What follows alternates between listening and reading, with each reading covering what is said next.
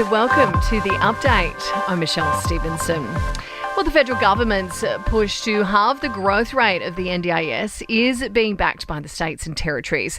Now, that follows revelations that the disability insurance scheme will cost the budget $97 billion a year within a decade.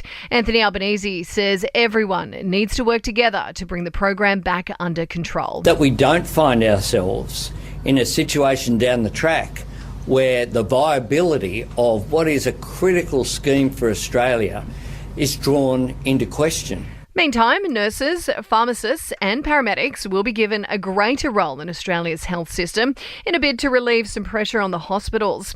An extra $2.2 billion will be poured into the health budget. There will be a push for patients with just minor medical issues to visit an after-hours clinic rather than go to an emergency ward. The Deputy PM says he is working with the UK and other overseas partners to evacuate Aussie citizens from Sudan. The situation continues to deteriorate with shortages of water as well as food and reports of widespread looting. As Australia doesn't have a diplomatic outpost in Sudan, Richard Miles says it is harder to get people out. It is a very dangerous situation, but as I say, we are very focused on their issues and their welfare, and we are working very closely with our partners to provide avenues for them to leave, because that's the way in which we can do this in the quickest way. A court has given Bruce Lehrmann the green light for his defamation cases to proceed. The former Liberal staffer is suing Network 10 as well as News Corp, claiming that he was defamed by coverage of Brittany Higgins' rape allegations. Now, gamblers could soon be banned from using credit cards for online betting under a proposed plan from the federal government. The reform would bar credit card numbers from being used to deposit funds into betting accounts.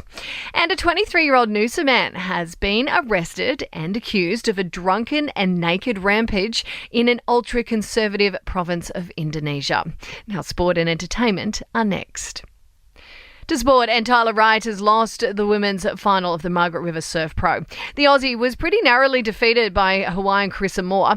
Gabrielle Medina has taken out the men's event. And the Boston Celtics have advanced to the next round of the NBA playoffs with a win of the Atlanta Hawks in Game 6.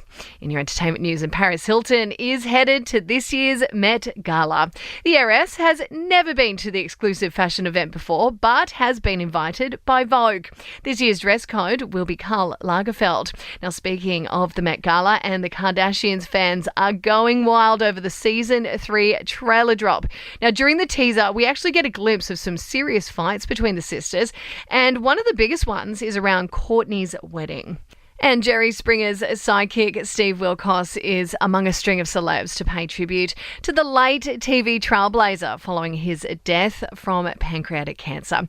In a post on Twitter, the former security guard has used Jerry's catchphrase, "Take care of yourself and each other."